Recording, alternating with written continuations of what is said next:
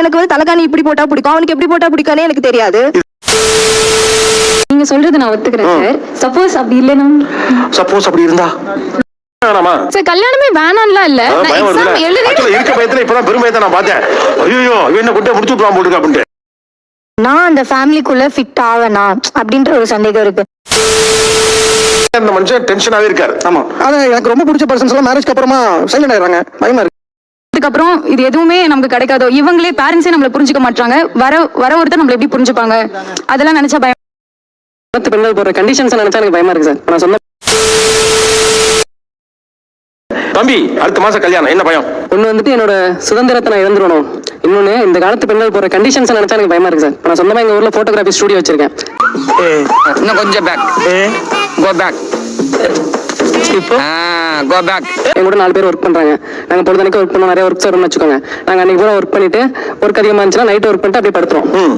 வேலை சோறு ரொம்ப இருந்துச்சுன்னா ஒரு நாள் கடையை லாக் பண்ணிட்டு தம்பி ரொம்ப புத்திசாலி இல்ல ஸ்போர்ட்ஸ் வச்சு கிரிக்கெட் விளையாடுவோம். இப்போ எனக்கு கல்யாணம் கட்டி பொண்டாட்டின்னு ஒருத்தவங்க வந்துட்டாங்கன்னா நான் இங்க ஸ்பெண்ட் பண்ற டைம்ல அங்க ஸ்பெண்ட் பண்ணல. ஏன்னா நினைச்ச நேரத்துல நான் கடையில தூங்க முடியாது. அதான் தம்பி, அதுக்கு எதுக்கு கல்யாணம் பண்ணும்? அதுதான் என்னோட சுதந்திர பறிமுதல். ஒருத்தன் காதல்ல ஜெயிச்சா மட்டும் பார்த்தாது, அவங்க வாழ்க்கையிலையும் ஜெயிக்கணும்.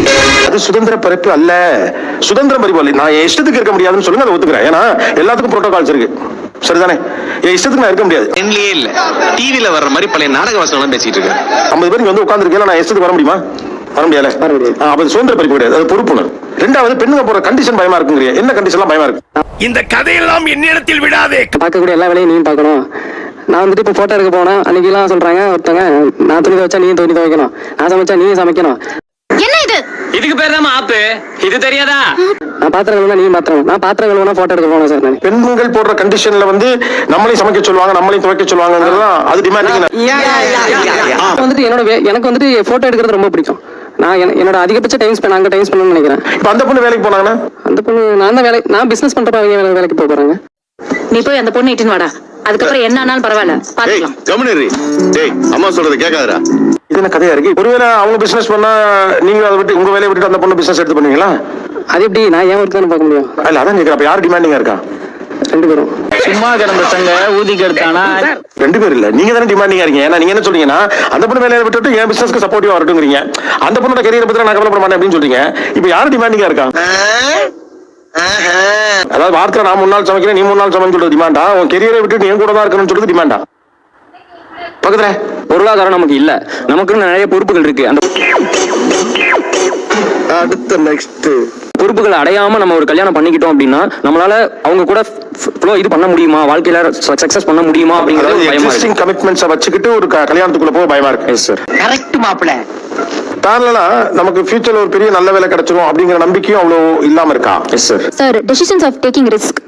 இப்போ நான் ஒரு சிங்கிளா இருக்கேன். என்னது? Love letter. ஐயோ, லவ் லெட்டரா? நான் ஒரு ரிஸ்க் எடுக்கிறேன்னா சக்சஸோ ஃபெயிலியரோ அது கம்ப்ளீட்டா என்ன டிபெண்ட் பண்ணிருக்கு. ஆனா நான் இப்போ ஒரு கமிட்மெண்ட்ல இருக்கேன், என் பார்ட்னரோட இருக்கும்போது சப்கான்ஷியஸா நான் ரிஸ்க் எடுக்க வேண்டிய விஷயத்துல நான் பந்தலிலே பாவக்கா தொங்கு நடி ரோலாக்குன்னு பாரதியார் சும்மா சொன்னாரு. புரிஞ்சுங்க தம்பி. அப்படி என்ன ரிஸ்க் எடுக்கலாம் மைண்ட்ல வச்சிருக்கீங்க? சார், எனக்கு வந்து டைரக்ஷன்ல இன்ட்ரெஸ்ட் இருக்கு சார். இப்போ நான் அதுக்கான ஸ்டெப்ஸ் தான் எடுத்து வச்சிட்டு இருக்கேன். இப்போ நான் மேரேஜ்க்கு அப்புறமா இப்போ நான் டைரக்ஷன் போறேன்னா ஃபர்ஸ்ட் நான் ஏடியா போகணும். இதை தட்டி கேட்க யாருமே இல்லையா? நிறைய டைரக்டர்ஸ் நீங்க தமிழ் சினிமாலே அவங்கள பின்னாலும் சொல்லுவாங்க, என் மனைவி தான் பின்னால் என்னன்னு சொல்லுவாங்க. கவனிச்சிருக்கீங்களா? ஓகே, நான் 4 வருஷம் சம்பாத்தியம் இல்லாம இருந்தேன், 3 வருஷம் சம்பாத்தியம் இல்லாம இருந்தேன், ஒய்ஃப் தான் எல்லாத்தையும் பாத்துக்கிட்டாங்க. ஒருத்தன் காதல்ல ஜெயிச்சா மட்டும் பார்த்தாது, அவங்க வாழ்க்கையிலையும் ஜெயிக்கணும். நீங்க சொல்றது நான் ஒத்துக்கிறேன் சார். சப்போஸ் அப்படி இல்லைன்னா, சப்போஸ் அப்படி இருந்தா நல்லாதான் இருக்கும். அப்படி நிறைய இருக்கு. நானே சம்பாதிக்கிறேன், நீ ட்ரை பண்ணி பாரு அப்படின்னு சொல்லக்கூடியவர் வரலாம். I don't know. இங்கிலீஷ் எல்லாம் பேசாத. அதை தனியா ஃபேஸ் பண்றதை விட ஒருத்தரோட சேர்ந்து ஃபேஸ் பண்றது ஈஸி. பக்கத்துல சார், எனக்கு கல்யாணம் நினைச்சாவே பயமா இருக்கு சார். நான் வந்து வில்லேஜ் சைட்ல இருந்து தான் சார் வந்திருக்கேன். அங்க ஃபுல் அண்ட் ஃபுல் ரெஸ்ட்ரிக்ஷன் அதிகமா இருக்கும். சுட்டரை சுட்டுட்டாங்களே கிருஷ்ணா கிருஷ்ணா. இப்படிதான் நீ பேசணும், இப்படிதான் இருக்கணும், வேலைக்கு போக கூடாது, இதை பண்ணக்கூடாது, அதை பண்ணக்கூடாதுன்னு நிறைய ரெஸ்ட்ரிக்ஷன். இதே கல்யாணத்துக்கு அப்புறம் இது எதுவுமே நமக்கு கிடைக்காதோ, இவங்களே பேரண்ட்ஸே நம்மள புரிஞ்சுக்க மாட்டாங்க. வர ஒருத்தர் நம்மள எப்படி புரிஞ்சுப்பாங்க, அதெல்லாம் நினைச்சா பயமா இருக்கு சார். கல்யாணம் பண்ணவங்க சொல்றதை வச்சு பயமா இருக்கு சார். நான் வந்து சில விஷயம் பார்த்திருக்கேன், எனக்கு அண்ணன் தெரியும். அந்த அண்ணன் எப்படி பேசிக்கா எப்படி கரெக்டா அப்படின்னா ரொம்ப ஜோவியலான பர்சன். ஆனா ஆஃப்டர் மேரேஜ் எப்படி வருதுன்னா ஒரு சின்ன சின்ன விஷயத்துக்கு கோவம் வருது. ஜாலியா இருந்த மனுஷன் டென்ஷனாவே இருக்காரு. ஆமா, அது எனக்கு ரொம்ப பிடிச்ச பர்சன்ஸ் எல்லாம் மேரேஜ்க்கு அப்புறமா சைலண்ட் ஆயிடுறாங்க. ஒரே குழப்பமா இருக்கணும் அம்மாவாசை. பயமா இருக்கு சார். வர்ற பொண்ணு நம்ம அட்ஜஸ்ட் பண்ணி இருக்குமா, அப்பா அம்மா ஹெல்த் இஷ்யூவா இருக்கிறாங்க, நம்ம ஃபேமிலியோட அட்ஜஸ்ட் பண்ணி போவாங்களா, அப்படி ஒரு பயம் இருக்குது. எனக்கு வந்து பர்சனலா நான் அந்த ஃபேமிலிக்குள்ள ஃபிட் ஆவேனா நல்ல வேலை நான் பிழைத்து கொண்டேன் அப்படின்ற ஒரு சந்தேகம் இருக்கு. எனக்கு காலையில எழுந்துக்க முடியாது சார். நான் வந்து ஷிஃப்டே 2 to 11 தான் போறேன். இப்போ வந்து எனக்கு கூட கல்யாணம் பண்றவங்க காலையில 10 o'clock எழுதுனா ஹாய் பாய் சமைங்க அப்படின்னா என்னால முடியாது. என்னால காலையில எழுந்துக்க முடியாது. My number 1 thing. Hyper independent ஆயிடுவனும், எங்க அம்மா மாதிரி ஹைப்பர் இண்டிபெண்டன்ட் ஆயிடுவனும்னு எனக்கு. என்ன ஹைப்பர் இண்டிபெண்டன்ட்னா என்னென்ன சொல்றோம் பாருங்க, கம்பி கட்டுற கதையெல்லாம் எடுத்து போடுறாங்க. ஒரே ஒரு தடவை உங்ககிட்ட ரெக்வெஸ்ட் பண்ணி கேட்பேன், இது எனக்கு சரியா பெருக்கிறியா அப்படின்னு சொல்லிட்டு கேட்பேன். எங்க டாடி பெருக்க முடியாது அப்படின்னு சொல்லிட்டாருன்னா திருப்பி கேட்கவே மாட்டாங்க. 25 வருஷமா அவங்க தான் எல்லாம் பண்றாங்க. உங்களுக்கு தங்கமான மனசு. ஆமாங்க சார். அதான் எல்லாத்தையும் நானே பாத்துக்க முடியும், எனக்கு யாரும் வேண்டியதில்லை, அந்த மாதிரி ஒரு மைண்ட் செட். அப்படின்னு எனக்கு ஆக வேணாம். அப்படி ஒரு மாதிரி கல்லு மனுஷியா நான் எல்லாத்துலயும் பெர்ஃபெக்ட், நான் ஆமா விமன் வித் ஃபிளாஸ், நான் அப்படியே தான் இருக்கணும்னு கண்டினியூ பண்ணணும்னு நான் நினைக்கிறேன். ஒருத்தவங்க கூட எப்படி நான் ரூம் ஷேர் பண்ணுவேனே எனக்கு பயமா இருக்கு. எப்படி இப்ப எனக்கு வந்து தலைகாணி இப்படி போட்டா பிடிக்கும், அவனுக்கு எப்படி போட்டா பிடிக்கானே எனக்கு தெரியாது. நான் சொல்றேன் தம்பி, சில பேர் கடலை பார்க்க வந்திருக்காங்க, சில பேர் கடலை போட வந்திருக்காங்க.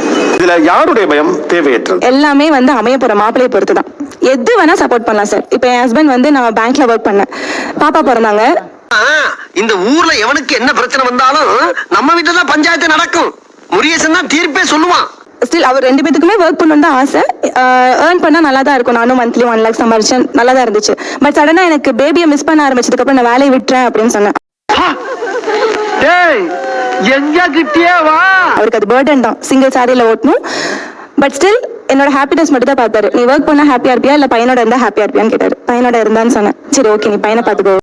என்ன சார் இது, புள்ளைய கிள்ளி விட்டு தொட்டில ஆட்டி விடுறீங்க? அதேதான் சார். இப்போ எனக்கு கல்யாணம் ஆயிடுச்சு அப்படின்னா நானும் அதே ரெஸ்பான்சிபிலிட்டி தான் யோசிப்பேன். நானும் அந்த குழந்தை ஐ மீன் மதர்னு பார்க்கும்போது நானும் அதே குழந்தைய தான் பார்த்துக்கணும். ஃபர்ஸ்ட் ப்ரியாரிட்டி அதுதான் யோசிப்பேன். அப்படி ஒண்ணு எனக்கு தெரியலையே. அப்போ ஃபியூச்சர்ல அந்த பேபி எல்லாம் பிறந்து அதெல்லாம் வளர்ந்ததுக்கு அப்புறம் எனக்கு அந்த எக்ஸாம் எழுதுறதுக்கான டைம் முடிஞ்சிடும். சோ நம்ம எது ப்ரியாரிட்டி கொடுக்குறோம் தானே சார் இருக்கு. எனக்கு ரொம்ப கூச்சமா இருக்கணும், போங்க. கடமன் வந்ததுக்கு அப்புறம் கூச்சப்படக்கூடாது. நம்ம பேபிங்கிறதே கொஞ்சம் மேபி கல்யாணம் ஆனதுக்கு அப்புறம் அவங்க சப்போர்ட் பண்றாங்க அப்படின்னா நம்ம எக்ஸாமுக்கும் சைட் பை சைட் படிச்சுட்டு பேபியும் பாத்துக்கலாம், எக்ஸாமையும் நம்ம கெரியர்லயும் இது பண்ணலாம், சக்சஸ் ஆகலாம்ல. எவ்வளவு பெரிய பிரில்லியன்ட் ஆனாலும் நம்ம பிரெயின் பீஸ் போயிடும் சார். வர ஹஸ்பண்ட் இப்போ வெறும் ஹஸ்பண்ட் மட்டும் நம்ம டிபெண்ட் பண்ண முடியாதுல்ல. ஹஸ்பண்டும் நமக்கு தகுந்த மாதிரி இருக்கணும். நம்மளோட ஹஸ்பண்டோட அம்மா அப்பா அவங்களும் நமக்கு சப்போர்ட் பண்ற மாதிரி இருக்கணும் போது தெளிவுதான். பொண்ணு எப்பவுமே தெளிவுதான். நாகம் டாப் எழுகதாப்பு டாப் எப்பவுமே டாப் எழுகதா. கரெக்டா வரணும் இல்ல. யார் என்ன சொன்னாலும் நானும் என் ஹஸ்பண்டும் டிஸ்கஸ் பண்ணுவோம் சார். எங்க 2 பேத்துக்கு இந்த டைம்ல இன்னொரு கோல் இருக்கு, வீடு வாங்கணும்னு சொல்லிட்டு. ஒவ்வொரு நிமிஷமும் என்ன பண்றான்னு தெரிஞ்சுக்க முடியும். அவதான் பொண்டாட்டி. அதுக்கானது நாங்களே ப்ரியாரிட்டைஸ் பண்ணிக்கிறோம் சார். எங்களுக்கு எது ஃபர்ஸ்ட் வேணும், எது செகண்ட் வேணும். இன்னும் 2 years ஆயிடுச்சுன்னா நான் பேபியை ஸ்கூல் சேர்த்திடுவேன். அதுக்கப்புறம் எனக்கு பிடிச்ச மாதிரி ஷாப் பிசினஸ் நான் என்ன வேணா பண்ணலாம். உங்க பிரச்சனை முடிஞ்சது, இனிமேதான் பிரச்சனையே ஆரம்பம். மாமனார் மாமியார் உங்க அப்பா சொல்றது அதெல்லாம் கணக்கு கிடையாது. அவங்க 2 பேர் மட்டும் பேசி தான் முடிவு எடுப்பாங்க பெரும்பாலும். நான் தான் சொல்றேன் சார், இந்த ஜெனரேஷன்ல இருக்க பசங்க நிறைய பேர் ஒரு 10ல ஒரு 7 to 8 பாய்ஸ் வந்து அண்டர்ஸ்டாண்ட் பண்ணிக்கிற மாதிரி தான் இருக்காங்க. என்னமா பிரிஞ்சு போன மகளும் மருமனும் ஒண்ணு சேர மாதிரி நீ நம்ம ஃபீல் பண்ணிட்டு இருக்க? இப்போ அவளோட ப்ரொஃபஷன் வேற சார். என்னோட ப்ரொஃபஷன் அட்வொகேட் சைடுங்கும் போது ஸ்டார்டிங் ஸ்டேஜ்ல நாங்க கம்மியா தான் ஏர்ன் பண்ணுவோம். ஸ்டார்டிங் ஸ்டேஜ்ல ஒரு பேரிகார்ட் போடுறாங்க, இல்ல நீ இப்பவே கல்யாணம் பண்ணிக்கோ. சுமதிக்கு என்ன மாமா, சும்மா விஷயம் அடிச்சு 1000 பேர் வந்து நிக்கிறாங்க. ஆல்ரெடி 3 டிகிரி சார், போதும் பண்ணிக்கலாம் அப்படின்னா இப்ப திரும்ப ஜட்ஜ் ஆகிட்டு தான் பண்ணுவேன் அப்படிங்கிற சார். நமக்குன்னு ஒரு கோல் இருக்குல்ல சார். நம்ம எதுக்காக இத்தனை வருஷம் படிச்சோன்னு ஒரு கல்யாணமே வேணாமா சார்? உங்க ஜட்ஜ்மெண்ட் ரொம்ப தப்பு சார். சார் கல்யாணமே வேணாம்லாம் இல்ல. நான் எக்ஸாம் எழுதி இருக்க பயத்துல இப்பதான் பெருமையத்தை நான் பார்த்தேன். ஐயோ இவன் என்ன குட்டியை முடிச்சு விட்டுறான் போட்டுருக்கு அப்படின்ட்டு.